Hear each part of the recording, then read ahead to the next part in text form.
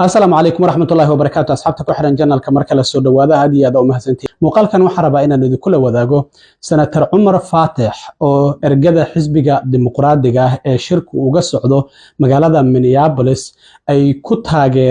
تاجران كوسيين إنه نقد مشرح حزبك دقة مجالدا مينيابوليس دورشة دعيسة سدح بلوت كدي بنوفمبر haddaba imise xubnood ayaa la tartamaysa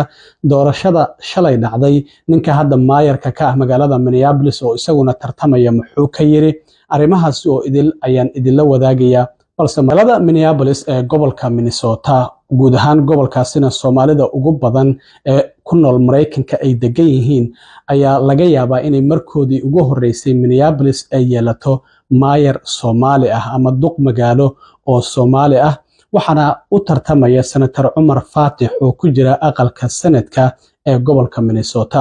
haddaba waxaa jirtay in ilaa iyo sanadkii 2009 markii u horeysay ergada xisbiga dimuqraadiga ah ay shir ku yeeshaan magaalada Minneapolis isla markaana taageero buuxda ay siiyaan senator Umar Fatix oo codadkii loo baahnaa uu helay maadaama uu u tartamayo xilka maayarka ama duqa magaalada Minneapolis haddaba xubnaha la tartamaya waxaa ka mid ah maayarka hadda xilka haya ee Jacob Frey oo isagu doonaya markiisii saddexaad inuu ku guuleysto duqa magaalada Minneapolis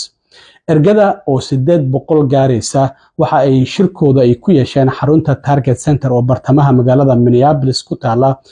800 waxa ahayd qasab in musharaxu uu helo codadka ilaa iyo 60% marka senator Umar Fatix ayaa helay 60% taageerada ergada xisbiga dimuqraadiga isaga ayaana codadkii ugu badnaa helay sidaas ayaana wuxuu yahay hadda musharaxa ugu cadcad inuu ku guuleysto maayarka ama duqa magaalada Minneapolis doorashada bisha November ee dhamaadka sanadka November 4teeda dhacaysa 3 bilood iyo maalmo yar ayaa hadda ka harsan marka Soomaaliya hala taageero senator Umar Fatix si maayarkii ugu horeeyay Soomaaliya aad yeelataan musharaxiinta shanta ah oo magacyadooda aan idin la wadaagayo mid waliba khudbad ayuu ka jeediyay shirka waxaana uu ku soo bandhigayay waxyaabaha uu doonayo inuu qabto waxyaabaha diiradda la saarayay waxa kamid ahaa dambiyada ka dhacaya magaalada Minneapolis sidii loo yareyn lahaa isla markaana ganacsiga magaalada kor loogu qaadi lahaa marka khudbadaha musharax waliba markii uu jeediyay kadib ayaa la codeeyay walow ololaha doorashada ee maayarka hadda xilka haya Jacob Frey ay arintaasi su'aal ka keeneen qaabka loo codeeyay qoraal ay soo saareen sidoo kale waan idin la wadaagaya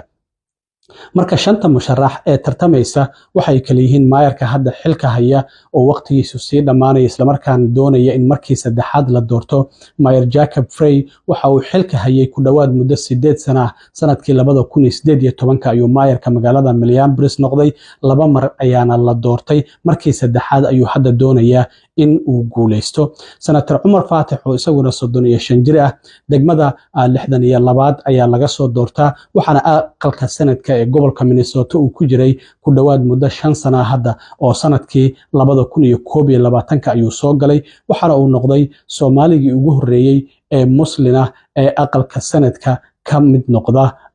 waa aqalka sanadka ee gobolka Minnesota xubnaha kale ee tartamayna waxa kamid ah nin qareen ah isla markaana ganacsada oo Jazz Hampton la yiraahdo waxa kamid ah nin baadari ah oo la yiraahdo Dr. Dwayne Davis iyo sidoo kalena haweeney u dhaqdhaqaaqda arrimaha bulshada dhinaca koonfurta Minneapolis oo iyadana la yiraahdo Brenda Short shantaasi xubnood ayaa tartamaysa laakiin labada xubnood ee ugu cadcad waa senator Umar Fatix iyo maayarka hadda waqtigiisu sii dhamaanaya ee maayar Jacob Frey labadoodaba waan la kulmay anigu senator Umar Fatix waxaan kula kulmay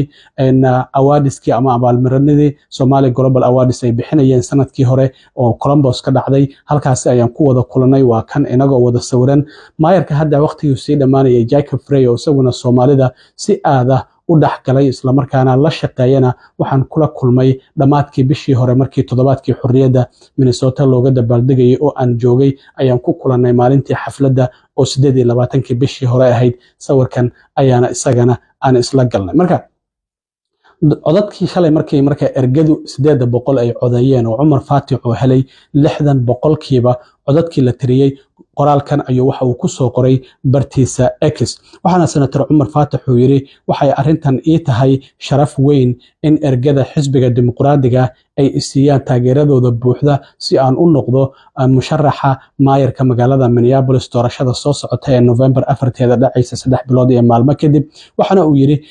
taageeradan la siiyay waxa ay fariin u tahay in dadka degan magaalada Minneapolis ay qaatir ka joogaan ballamaha la jabiyo oo ah uu ku eedeynayo maayarka hadda xilkaya uu leeyahay ballamo fara badan oo qaaday ayuuna ka soo bixin iyo waliba codadka vetoga oo sharciyo badan oo saaray waxa kamid ah sharci Cumar Faatix uu u ololeeyay oo ah dadka darwalada Uberka iyo Lyftiga wada in lacagta loo kordhiyo oo maayarka uu veto saaray ay jirta arrintaasi ayuu kala dan leeyahay. waxana uu sheegay iyo sidoo kalena siyaasad aan isbedelaynin oo sidii markastaba ay ahayd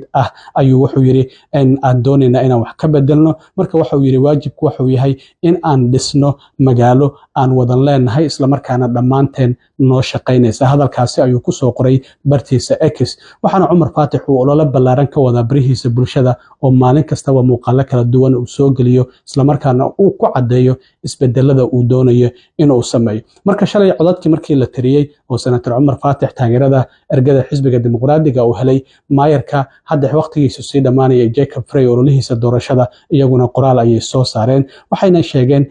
doorashada duqa magaalada Minneapolis waxa ay tahay inay go'aan ka gaarto guud ahaan magaalada Minneapolis laakiin ma ahan koox yar oo ergo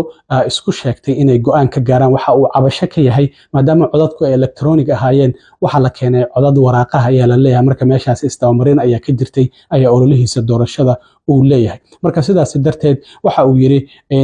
ergada ma ahan inay go'aan ka gaaraan erga yar oo iyagu ismagacaabay. sidaa darteed waxaan u daynaynaa dooqa maayarka magaalada Minneapolis waxaan u daynaynaa ayuu yiri dadka magaalada Minneapolis marka doorashada la gaaro waxayna isbarbar dhigayaan waxqabadka ayuu yiri aniga oo ah maayarka hadda waqtigiisu sii dhamaanayo iyo waliba Cumar Faatix mid waliba hoggaankiisa iyo waxyaabaha uu soo qabtay. waxaana sidoo kale aan sugaynaa ayuu yiri doorashadaasi inta ay dhacayso oo qof walibana yoolkiisa uu u gudbin doono dadka dooranaya maayarka magaalada marka la gaaro bisha November. marka mid walibana hadda waxa uu sii wadaa ololihiisa doorashada iyadoo sidoo kalena doorashada hadda ay ka harsan tahay wax ka yar 4 bilood oo 3 bilood iyo maalmo ay ka harsan tahay November 4 ay dhici doonto. marka reer Minneapolis ka qayb qaata soo baxa maalintaasi isla markaana u codeeya musharaxiina in Soomaaliga oo markiisii ugu horeysay doonaya inuu maayar ka noqdo magaalada Minneapolis. waxaan ognahay St. Louisburg in hadda ay ku dhawaad muddo sanada ay maayar ka tahay Nadia Ahmed oo iyadu la doortay sanadkii hore in dhamaadkiisii doorashadii dhacaysay. marka sidaas darteed maayarkii labaad oo Soomaaliya ayay noqonaysaa oo magaalo ku taala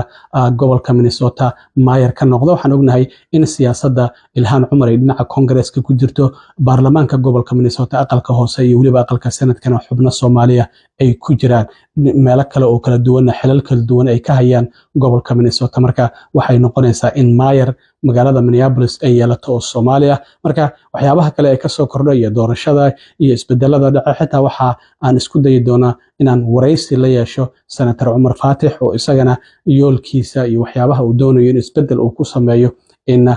marka haddii uu ku guuleysto xilka maayarka magaalada Minneapolisna waan isku dayi doonaa inaan idinla wadaago haddii alla idmo. aad iyo aad u mahadsantiin asxaabta intaan markale kulmi doono waa saaxiibkiina cilmi waaro idinla sida iyo nabadgelyo.